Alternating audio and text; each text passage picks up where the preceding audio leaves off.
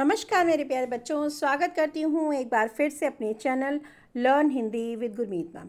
तो बच्चों, आपके जो गंगा पुस्तक की सारी सीरीज़ चल रही थी हमारी, उस सीरीज़ में ही अगला पार्ट जो लेकर मैं आपके सामने उपस्थित हूँ वो है संवादहीन। तो आज हम संवादहीन पाठ को पढ़ेंगे, लेकिन पढ़ने से पहले बच्चों इसके लेखक के बारे में जानें तो इसके लेखक जो हैं शेखर जोशी जी हैं। और ये संवादहीन एक कहानी है, एक ग्रामीण वृद्ध स्त्री की कहानी है। नाम से ही पता चलता है बच्चों कि ये बहुत भावात्मक कहानी है, दिल से जुड़ी हुई कहानी है और इसको आज हम पढ़ेंगे। तो शुरू करते हैं बच्चों। संवादहीन पाठ लेखक हैं जिसके शेखर जोशी। तो सबसे पहले लेखक के बारे में थोड़ा सा पढ़ लेते हैं बच्चों। शेखर जोशी का जन्म 1932 में अल्मोड़ा उत्तराखंड में हुआ था।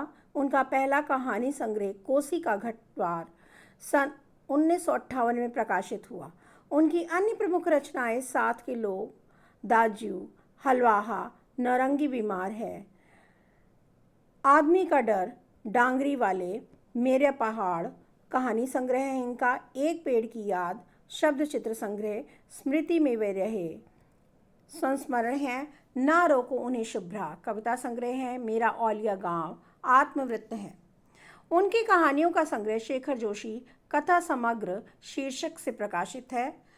शेखर जोशी ने ग्रामीण, शहरी, मध्यम वर्गीय समाज के जीवन मूल्यों, कारखानों में काम करने वाले मजदूरों के जीवन संघर्षों को अपनी कहानियों में प्रमुखता दी है और उसे उभारा है।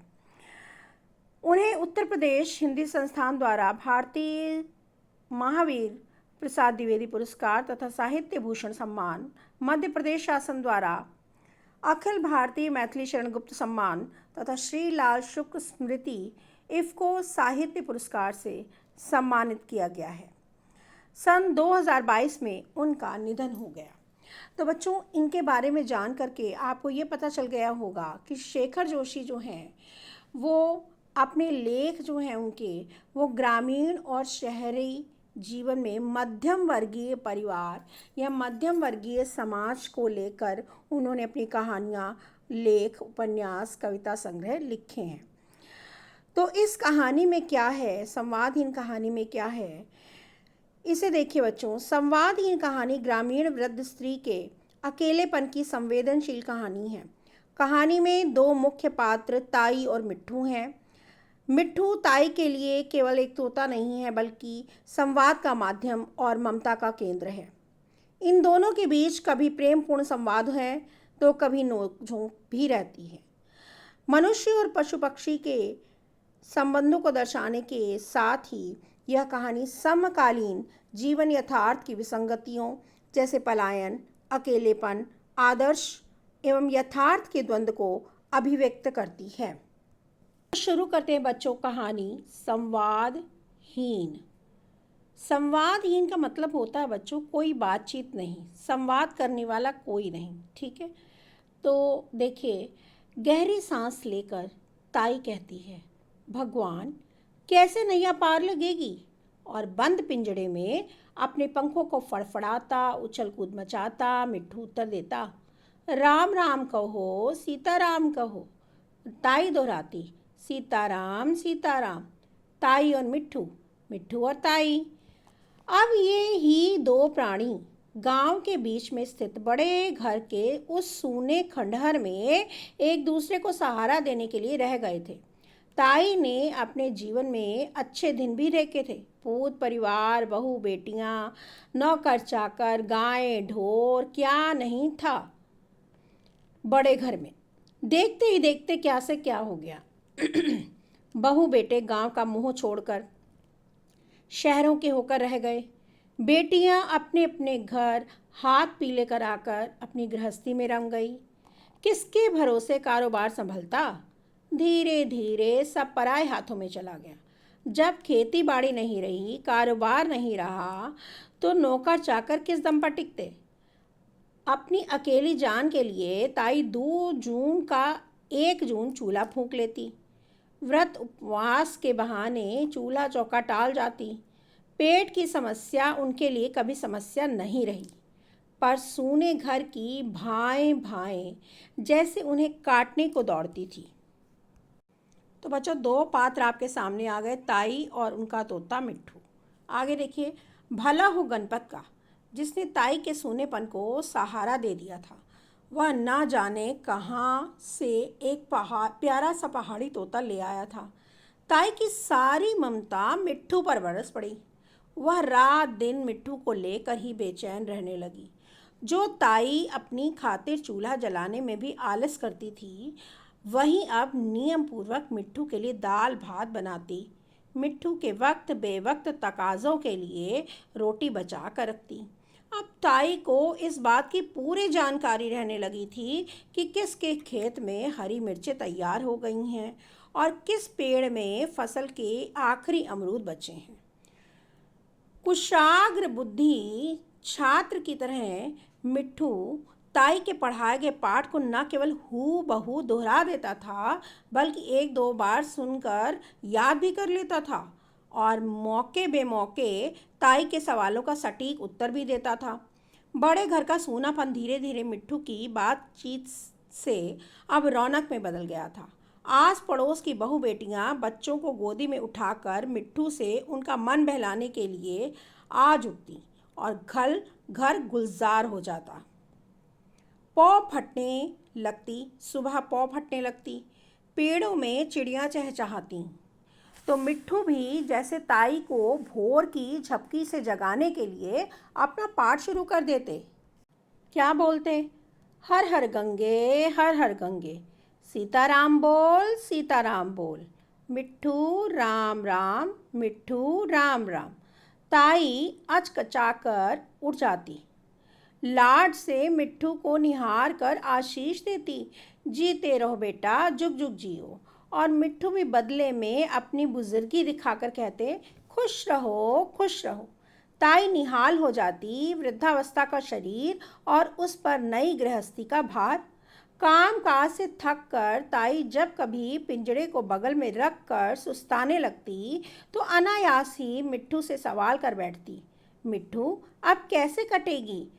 और नौजवान मिट्ठू ताई के बुढ़ापे का सहारा बनकर दमखम के साथ उन्हें दिलासा देते, कटेगी कटेगी कटेगी।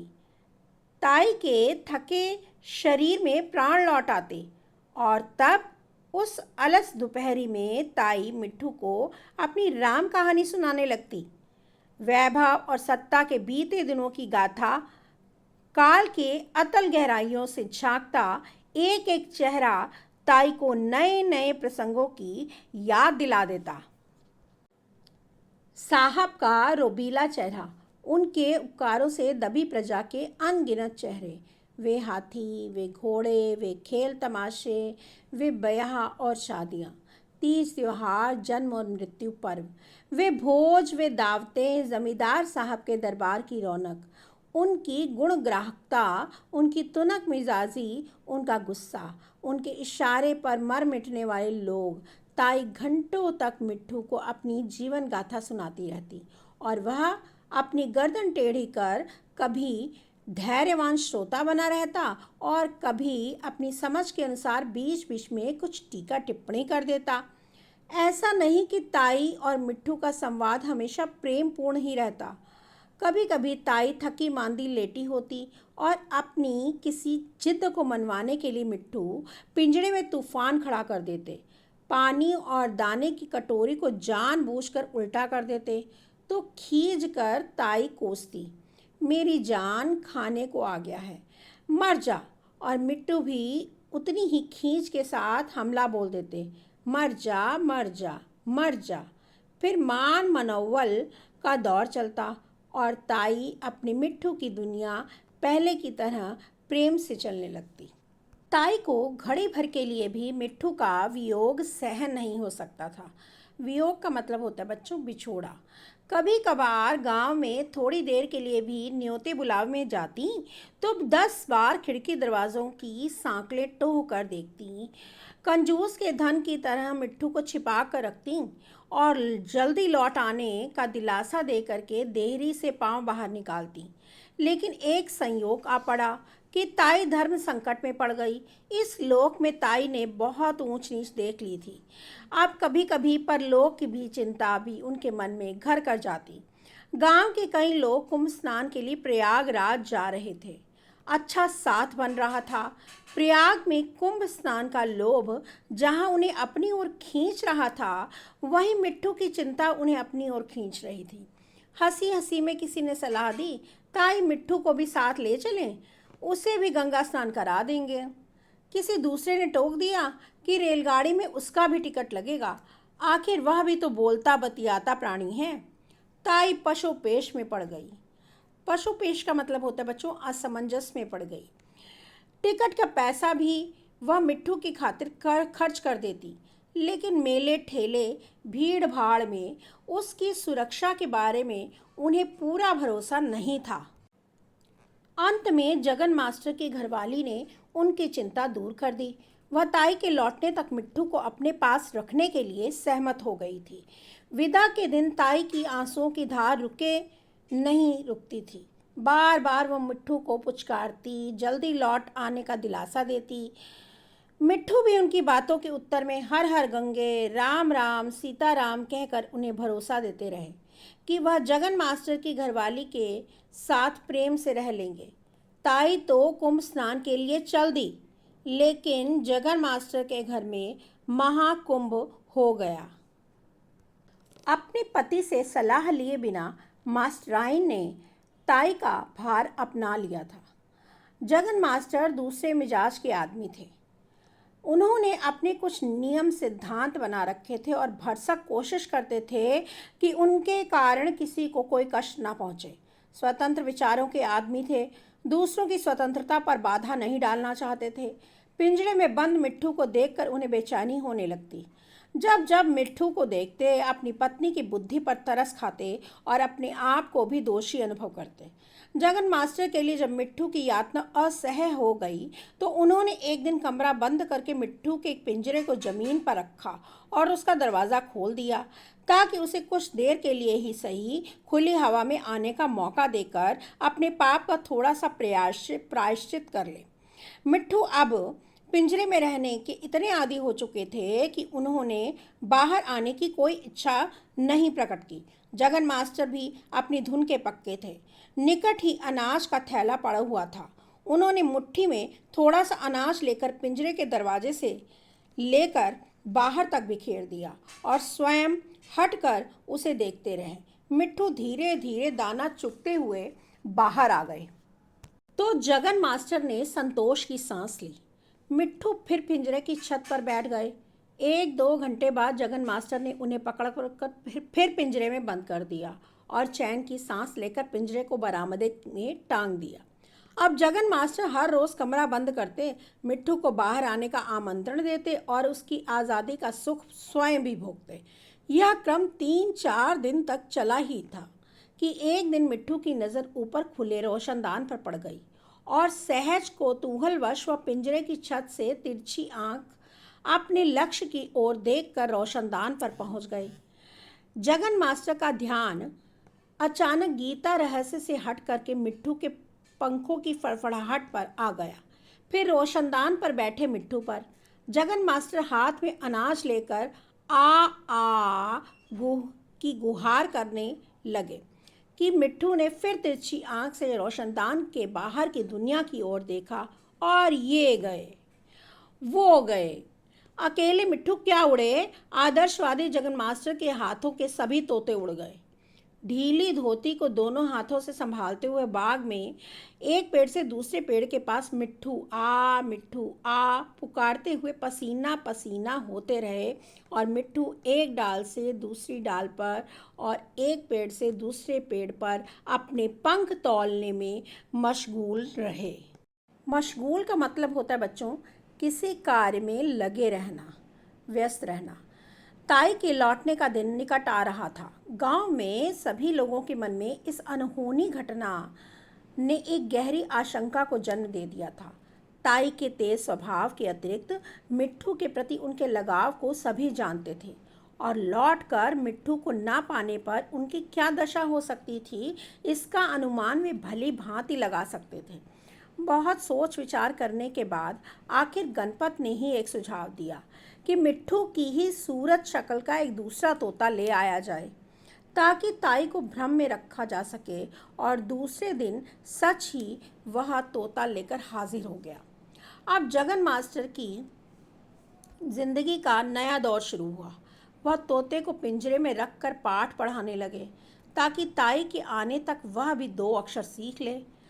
यह एक संयोग ही है कि जगन मास्टर ने अंतिम दिन ताई के मिट्ठू को गीता के 2-4 श्लोक रटाने की कल्पना की थी, ताकि गंगा स्नान का पुण्य अर्जन कर लौटी हुई ताई अपने मिट्ठू के मुंह से गीता सुन सके।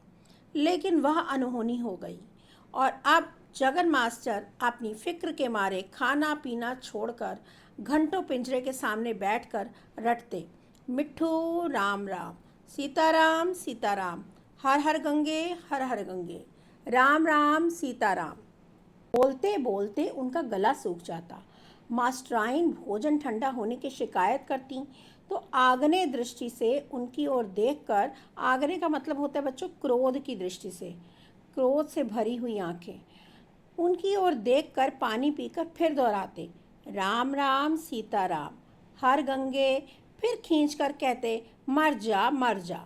पर वह पिंजरे के अंदर से टुकुर टुकुर उन्हें देखता रहता, या शायद उनकी बेवकूफ़ी पर हंसता रहता हो। कुंभ स्थान से लौटकर सभी तीर्थयात्री अपने अपने घरों की ओर चल दिए, लेकिन ताई सीधे बड़े घर की ओर ना जा करके जगन मास्टर के दरवाजे पर पहुंची। ताई सोच रही थी कि उन्हें देखते ही मिट्ठू राम राम सीताराम की रट लगाकर आसमान सिर पर उठा लेगा, पिंजरे में कूद फांद कर मचाकर तूफान खड़ा कर देगा। लेकिन वहाँ बैठे एव जी मिट्ठू ने उन्हें देखकर कोई भी हरकत नहीं की। वह केवल इधर उधर ताकता रहा। तो बच्चों यहाँ पर आया है, लेकिन वहाँ बैठे एव जी मिट्ठू। एव जी मिट्ठू का मतलब है जो तोता मिट्ठू की जगह पर लाया गया था, यानी एक के बदले में दूसरा बदले में काम करने वाला दूसरा व्यक्ति, जिसको आप सब्स्टिट्यूट बोल सकते हैं इंग्लिश में, ठीक है। ताई अपने मिट्ठू को गुहार कर थक गईं, लेकिन उनके सूनेपन का साथी ना जाने किन अमराइयों में घूम रहा होगा। तो बच्चों यहाँ पर जो है ये पाठ समाप्त हो जाता है, यानी मिट्ठू उड़ जाता है और ताई फिर से संवादहीन अकेली हो जाती है, और वो जो तोता नया आया होता है वो स्वयं भी संवादहीन होता है, क्योंकि वो कुछ बोलता ही नहीं बहुत कुछ सिखाने के बाद भी। और ताई जो थी उसके जीवन में फिर से वैसा ही सूनापन आ जाता है। तो ये पाठ बच्चों यहाँ पर समाप्त हो गया है। ये आज पूरा पाठ था जिसे मैंने पढ़ा आपके सामने। उम्मीद करती हूँ कि पाठ की कहानी आपको समझ में आ गई होगी।